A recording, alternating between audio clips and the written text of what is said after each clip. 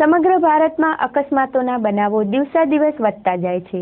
ભારત સરકાર અવારનવાર આ અકસ્માતોનું પ્રમાણ ઘટે તે માટે સરકાર દ્વારા અનેક આયોજન હાથ ધરાય છે, પરંતુ અકસ્માતોનો ગ્રાફ ઘટતો નથી। તે ચિંતાજનક રીતે વધી રહ્યો છે।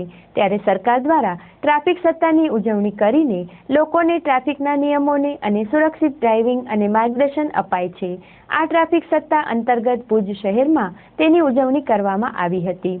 પશ્ચિમ કચ્છ એસપી ડીએન પટેલના માર્ગદર્શન હેઠળ જિલ્લા અને સિટી ટ્રાફિક શાખા દ્વારા હેલ્મેટ રેલીનું આયોજન કરવામાં આવ્યું હતું।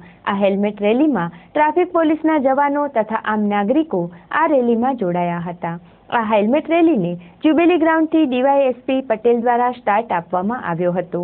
આ રેલીમાં ટ્રાફિકના જવાનો, પોલીસ કર્મીઓ, આમ નાગરિકો બાઇક સાથે ટ્રાફિકના નિયમો, હેલ્મેટ પહેરવાના ફાયદાઓ સાથેના બેનરો લઈને નીકળ્યા હતા।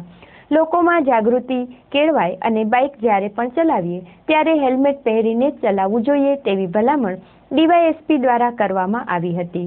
હેલ્મેટ પહેરવાથી તમારી જિંદગી સુરક્ષિત બને અને કાયદાનું પણ પાલન થશે તેમ શ્રી પટેલ દ્વારા જણાવવામાં આવ્યું હતું। આ બાઇક રેલી જ્યુબિલી ગ્રાઉન્ડથી શરૂ થઈને શહેરના વિવિધ વિસ્તારમાં ફરી વળી હતી। આ હેલ્મેટ રેલીમાં સિટી ટ્રાફિક શાખાના રાજભા તથા જિલ્લા ટ્રાફિકના ગઢવી સાહેબ સહિત સ્ટાફના કર્મચારીઓ તથા શહેરવાસીઓ જોડાયા હતા।